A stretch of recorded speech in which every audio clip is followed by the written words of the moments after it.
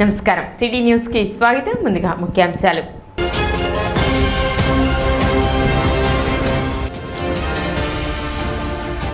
బియ్యం కార్డులలో మార్పులు చేర్పులు నిరంతర ప్రక్రియ. మంత్రి నాదెండ్ల మనోహర్ వెల్లడి.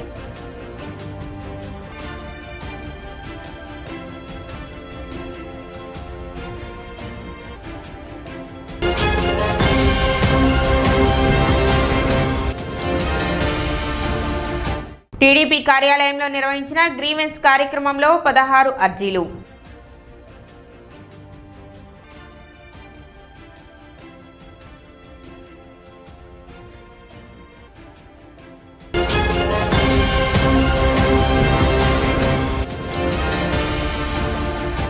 డీలర్లతో సరుకులు పంపిణీ నిర్ణయం హర్షణీయం. రాష్ట్ర రేషన్ డీలర్ల సంక్షేమ సంఘం అధ్యక్షులు దివి లీలా మాధవరావు.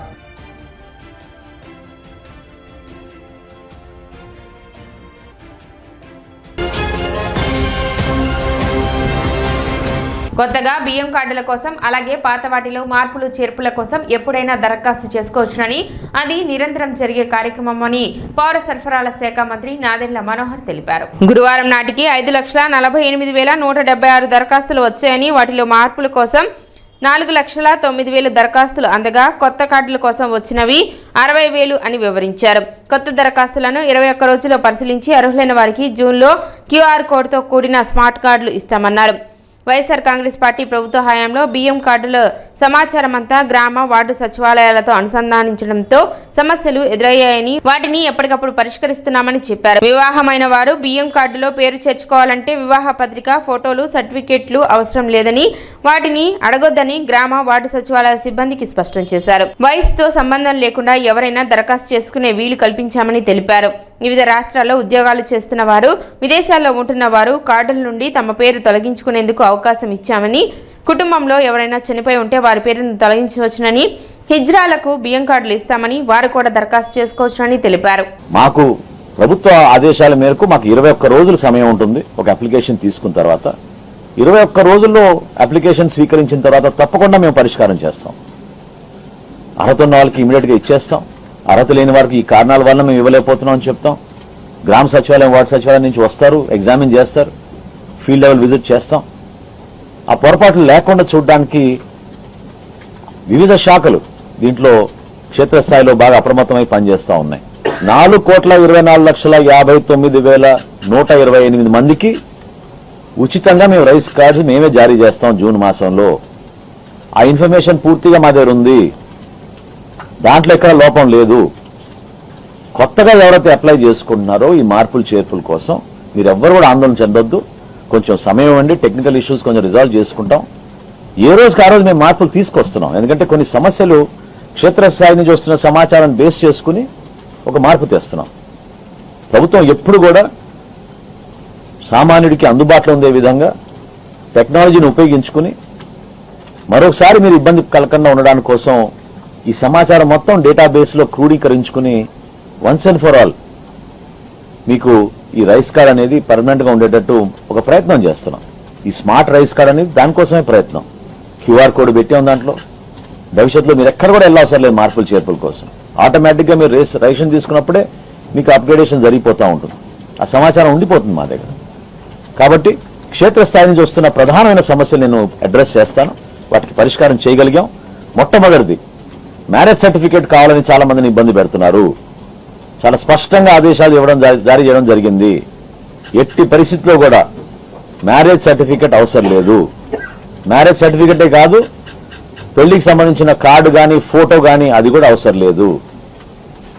దయచేసి క్షేత్రస్థాయిలో ఉన్న సిబ్బంది, గ్రామ సచివాలయం, వార్డు సచివాలయం వాళ్ళని ఈరోజు ప్రభుత్వం నుంచి మీకు స్పష్టంగా మేము చెప్తున్నాం, ఆ పొరపాటు చేయబాకండి. ఎవరు అప్లై చేసుకున్నా కూడా తీసుకోండి. మీరు ఫిజికల్గా హౌస్ విజిట్ వెళ్ళినప్పుడు అప్పుడు మీరు దాన్ని రీవెరిఫై చేసుకోవచ్చు తప్ప వాళ్ళని ఇన్సిస్ట్ చేసి వాళ్ళ దగ్గర మ్యారేజ్ సర్టిఫికెట్ కానీ, మ్యారేజ్ సంబంధించిన ఫోటో కానీ, పెళ్లి కార్డు కానీ అడగాల్సిన అవసరం లేదు. రెండో ప్రధాన అంశం, గతంలో ఎవరైతే మీరు చేర్చగలుగుతారో కార్డులో 15 సంవత్సరాలకే పరిమితమైంది. 15 కానీ 15 సంవత్సరాల లోపు కానీ అది కూడా సవరించాం. వయసుతో సంబంధం లేదు. ఇప్పుడు ఏ వయసు అయినా సరే మీరు దాన్ని అడిషన్ చేసుకోవచ్చు. ఇది కూడా ఆ పోర్టల్లో నమోదయ్యేటట్టు గ్రామ సచివాలయం, వార్డు సచివాలయం సిబ్బందికి ఆల్రెడీ చెప్పడం జరిగింది. దయచేసి ఎవరు కూడా దాంట్లో కంగారు పడాల్సిన అవసరం లేదు.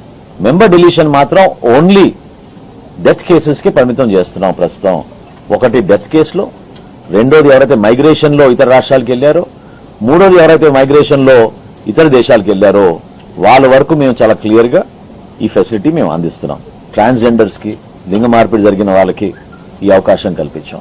రాంగ్గా డిక్లేర్ చేసిన డెత్ని మేము దాన్ని ఏ విధంగా పరిష్కారం చేశామంటే, ఇదివరకు ఆ చేంజ్ చేయగలిగేది కేవలం జాయింట్ కలెక్టర్ గారి దగ్గర ఉండేది జిల్లా స్థాయిలో. దాన్ని సవరించి ఈ రోజున తహసీల్దార్కే ఇచ్చాం. ఇష్యూస్ గురించి చాలా మంది పాపం ఇబ్బంది పడుతున్నారు. దానికి కూడా మా కమిషనర్ గారు ఐటీ సెక్రటరీ భాస్కర్ గారితో కూడా మాట్లాడారు. ఒక పరిష్కారం తీసుకొస్తాం రాబోయే 2 రోజుల్లోపే. తప్పకుండా మెరుగైన సర్వీసెస్ ఇచ్చేటట్టు మీకు ఇబ్బందికరమైన పరిస్థితులు ఏవైతే ఎదుర్కొన్నారో దానికి మనస్ఫూర్తిగా మరొకసారి we are very sorry for it. రాబోయే రోజుల్లో తప్పకుండా ఇష్యూస్ లేకుండా మేము చేస్తామనే విషయం మీకు ప్రస్తావిస్తున్నాను. గ్రీవెన్స్ ముఖ్య ఉద్దేశం ప్రజలకు ప్రభుత్వం నుండి కావాల్సిన అభివృద్ధి సంక్షేమ కార్యక్రమాలు అందించడమే అని టీడీపీ నేతలు అన్నారు. రాష్ట్ర పార్టీ ఆదేశాలతో తెనాలి టీడీపీ ఇన్ఛార్జి శాసనమండలి సభ్యులు ఆలపాటి రాజేంద్ర ప్రసాద్ సూచనలతో శుక్రవారం తెనాలి టీడీపీ కార్యాలయంలో గ్రీవెన్స్ నిర్వహించి ప్రజల నుండి పలు అర్జీలు స్వీకరించి త్వరితగతిన సమస్యల పరిష్కారం జరుగుతుందని తెలిపారు. తెనాలి పట్టణం మండలం కొల్లిపురం మండలం నుండి వచ్చినటువంటి అర్జీలు స్వీకరించడం జరిగింది. ప్రధానంగా రెవెన్యూకి సంబంధించింది ఈరోజు కొన్ని పోలీస్ డిపార్ట్మెంట్ సంబంధించిన అర్జీలు రావడం జరిగింది. సివిల్ సప్లైకి సంబంధించి హౌస్ మ్యాపింగ్ చేసినప్పుడు రేషన్ కార్డులో ఆ కుటుంబంలో ఉండవలసిన కుటుంబ సభ్యులు కాకుండా ఎక్కడో ఉన్నటువంటి వ్యక్తి కూడా ఆ కార్డులో నమోదైతే గత ప్రభుత్వంలో జరిగినటువంటి తప్పిదాలు 3 సంవత్సరాల నుండి తిరుగుతున్న నేటికి కూడా వాటి పరిష్కారం కానీ సమస్యలు కానీ మిగిలిపోయినాయి అనేది ప్రజలు ఇబ్బంది పడుతున్నటువంటి అర్జీలు. ఇంకొకటి దీని గురించి తహసీల్దార్ గారి ఫోన్ చేస్తే డిప్యూటీ తహసీల్దార్ గారు సమాధానం చెప్పడం జరిగింది. వాటి ఆ లింక్ ఏదో రాలేదండి, వస్తే దాన్ని త్వరితగతిన పూర్తి చేస్తామనే సమాధానం చెప్పారు. వాటిని ఆర్డీఓ గారితో ఆల్పాటి రామప్రసాద్ గారి చేత మాట్లాడించి అవసరమైతే సివిల్ సప్లైస్ మినిస్టర్ గారు ఉన్నారు ఇక్కడ మనకు, గౌరవ తెనాలి శాసనసభ్యులు మనోహర్ గారి దృష్టికి తీసుకెళ్లి వీటిని పరిష్కరిస్తామని చెప్పి సందర్భంగా తెలియజేస్తాం. కార్యక్రమంలో టీడీపీ నాయకులు, కార్యకర్తలు పాల్గొన్నారు. ఇతనికి 79% అంగవైకల్యం ఉంది. 2 కాళ్ళు కూడా పూర్తిగా పనిచేయవు. మీరు చేయాలి. దీన్ని మళ్ళీ ప్రత్యేక కలెక్టర్ గారి దృష్టికి తీసుకెళ్లి త్వరితగతిన వచ్చడానికి ప్రయత్నం చేస్తాం. ఎందుకంటే 1000 చదరపు అడుగులు దాడితే తప్పితే పెన్షన్ తీయడానికి ఎటువంటి ఇది లేదు. సొంత ఇల్లు ఉన్నా కానీ 1000 చదరపు అడుగులు దాటితే వాళ్ళు కేవలం 1 సెంటు స్థలంలోనే చిన్న ఏదో పూర్వీకుల నుండి వచ్చిన ఇల్లు, అతను కనీసం ఏది ఉపాధి చేసుకోవడానికి కూడా అవకాశం లేకుండా ఉన్నటువంటి వ్యక్తిది చాలా బాధాకరం. గత ప్రభుత్వం చేసిన తప్పు. ఈ ప్రభుత్వంలో ఇంకా పెన్షన్స్, కొత్త పెన్షన్స్ ఈ విధానం రాలేదు కాబట్టి రేపు వచ్చే పెన్షన్లు వీటిని పెద్దలతో మాట్లాడి దీనికి వచ్చేలా ప్రయత్నం చేస్తామని చెప్పేసి హామీ ఇస్తా ఉన్నాం. ప్రభుత్వం 2022 నిలుపుదల చేయడం జరిగింది. చాలా దుర్మార్గం. కనీసం వెరిఫై కూడా చేయకుండా డిసెంబర్ వరకు వచ్చింది. తర్వాత ఎక్కువగా పోలీస్ స్టేషన్ కేసులు, అట్లాగే ఇందాక రేషన్ తప్పిదాలు, ఆ కార్డులో తప్పిదాలు, ఇటువంటివన్నీ కూడా. రెండోది గవర్నమెంట్ మరి సంవత్సరం అవుతున్నా కూడా ప్రైవేటు మున్సిపాలిటీల్లో కానివ్వండి, గవర్నమెంట్ హాస్పిటల్స్లో కానివ్వండి, ఈ ప్రైవేటు మనం కల్పించుకొని చేసిన పోస్టులన్నీ కూడా అంతకుముందు ప్రభుత్వంలో ఎవరినైతే వేసారో వాళ్లే కొనసాగటం జరుగుతూ ఉంది. ఇక్కడ పార్టీ కార్యకర్తలు ఎంతోమంది, వాళ్ళందరూ కూడా అర్జీలు వాళ్ళు కూడా తీసుకొచ్చి ఇచ్చి మా సంగతి చూడండి. D3 శారదా సర్వీస్ సొసైటీ ఆధ్వర్యంలో శుక్రవారం స్థానిక కొత్తపేటలోని తెనాలి రామకృష్ణ కవి కళాక్షేత్రంలో హెల్త్ ఆన్ వీల్స్తో ఉచిత మెగా వైద్య శిబిరం నిర్వహించారు. వ్యాధిరహిత తెనాలి కోసం కృషి చేస్తున్న పట్టణానికి చెందిన D3 శారదా సర్వీస్ సొసైటీ వ్యవస్థాపకురాలు డాక్టర్ డి శారదా ఆధ్వర్యంలో కిమ్స్ చక్ర క్యాన్సర్ సెంటర్ తక్కిళ్లపాడు అనుబంధంతో ఈ ఉచిత క్యాన్సర్ స్క్రీనింగ్ శిబిరం నిర్వహించారు. ఎంఆర్ఓ గోపాలకృష్ణ, మాజీ మహిళా కమిషన్ చైర్పర్సన్ నన్నపనేని రాజకుమారిలు పాల్గొని వైద్య శిబిరాన్ని ప్రారంభించారు. మధ్యాహ్నం 12 గంటల నుండి సాయంత్రం 6 గంటల వరకు జరిగిన ఈ వైద్య శిబిరం నందు క్యాన్సర్ స్క్రీనింగ్తో పాటు బీపీ, షుగర్, థైరాయిడ్, శ్వాసకోశ వ్యాధులు, స్త్రీల వ్యాధులకు సలహాలతో పాటు గర్భాశయ ముఖద్వార క్యాన్సర్, రొమ్ము క్యాన్సర్ను ముందుగా కనుగొనే స్క్రీనింగ్ పరీక్షలైన పాప్ స్మియర్, మమోగ్రామ్ పరీక్షలు, స్కానింగ్, ఎక్స్రే పరీక్షలు ఉచితంగా నిర్వహించారు.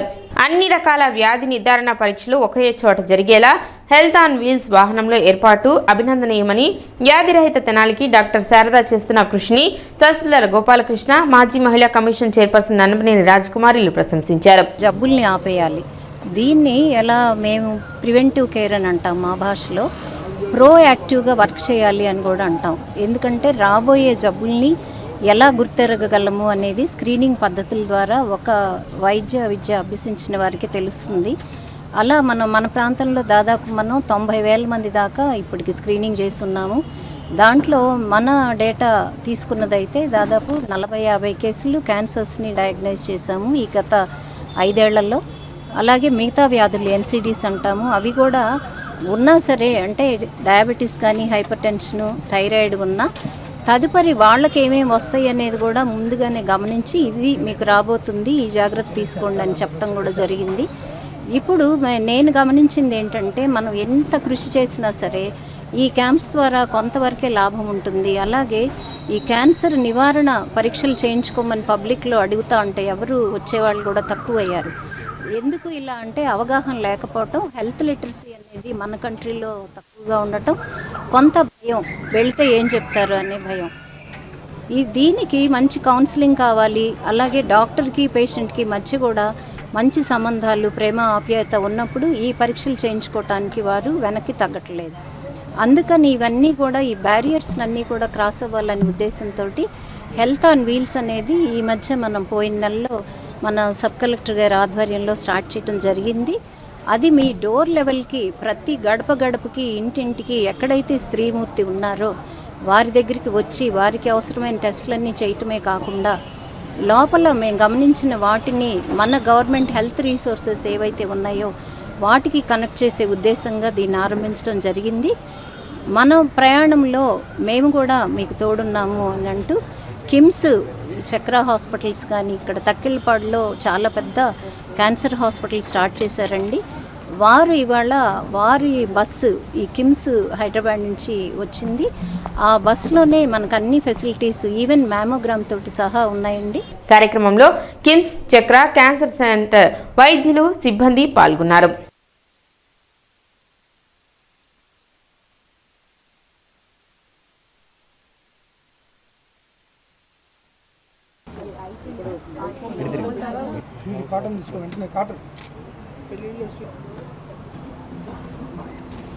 ఈ హాస్పిటల్ సహకారంతో ఇక్కడ మెడికల్ క్యాంపు పెట్టడం వల్ల వైద్యం చేయించుకున్నప్పుడు బయటపడవచ్చు, లేకపోతే ఏమి లేకపోతే సంతోషం ఉందనుకోండి వైద్యం చేయించుకుంటారు. అందుకోసం ముందు జాగ్రత్త చర్యగా ఉండాలి. కాబట్టి మన తలనొప్పి వచ్చిందనుకో, మన తలనొప్పి రాకముందే పోతే అదేం చేయలేం. అలా కడుపులో నొప్పి వచ్చిందనుకోండి, ముందుగా చేయించుకోవడం తెలియదు.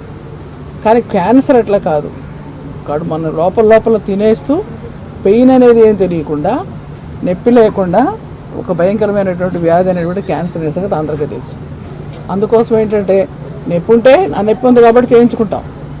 తెలియకుండా వచ్చేటువంటి క్యాన్సర్ ఏంటన్నది జాగ్రత్త పడాలి. ఎలా జాగ్రత్త పడాలంటే శారద గారు చెప్పినట్లుగా ఆమె ఏదైతే దీనిలో ఈ పాంప్లెట్లు వేశారో, ఏదైతే చాలా నుంచి ఇలాంటి ఎన్నో క్యాంపులు ఆమె పెట్టారో, అప్పుడు ఎంతమంది బయటపడ్డారో, అలాగే హాస్పిటల్స్లో కూడా ఇవాళ ఆ క్యాంపుల కోసం చాలామంది డాక్టర్స్ వీళ్ళంతా కూడా మెడికల్ ఆఫీసర్స్ వీళ్ళంతా ఉన్నారు ఇక్కడ. వీరందరూ కూడా చూస్తూ ఉంటారు. మరి టెస్ట్ చేయటం వల్ల తెలిసి పాపం కొంచెం వైద్యం చేయించుకోవడానికి ఉపయోగం. ఎక్కడన్నా ఒకళ్ళు మరీ ముదిరిపోయి పైగా మనం చెప్పలేని పరిస్థితిలో ఇది చేస్తారు. కాకపోతే ముందే చేయించుకోవటం వల్ల కొంచెం అనుమానం ఉన్నా కూడా శాంపిల్ పంపిస్తారు. ఆ శాంపిల్ నుండి వాళ్ళు ఏదైతే చెప్తారో దాన్ని వీళ్ళు వైద్యం చేస్తారు. అందుకోసం ఇటువంటి క్యాంపులు చాలా అవసరం అండి. డాక్టర్ శారదా మేడం గారి ఆశయం ఉన్నతమైంది. తెనాలికి ఏదో చేయాలనే తపన, అందులో భాగంగానే ఈరోజు మరి ఈ క్యాన్సర్ పరీక్షలతో పాటుగా థైరాయిడ్, బీపీ, షుగర్ అవన్నీ కూడా మేడం గారు ఓన్ ఎక్స్పెన్సెస్తో మరి ఇక్కడ అరేంజ్ చేశారు. ఇందులో భాగంగా నేను కూడా మా రెవెన్యూ శాఖ తరఫు నుంచి, అట్లాగే మున్సిపల్ ఇతర శాఖలతో కూడా సంప్రదించి అందరూ మహిళా ఉద్యోగులందరినీ కూడా పాల్గొనమని, ఈ 40 సంవత్సరాలు పైబడిన వారు తప్పకుండా పరీక్షలు చేయించుకొని అవసరమైన ట్రీట్మెంట్కి ముందుగానే preventive is better than cure అన్న మార్గంలో దాన్ని చక్కగా వినియోగించుకోవాలి ఈ అవకాశాన్ని నేను కూడా అభ్యర్థించాను. అందులో భాగంగా మా సిబ్బంది కూడా ఇక్కడికి వచ్చారు. ఈ అవకాశాన్ని అందరూ ఉపయోగించుకోండి. సాయంత్రం 5 o'clock వరకు ఉంటుంది. ఇప్పుడు చిన్న విరామం.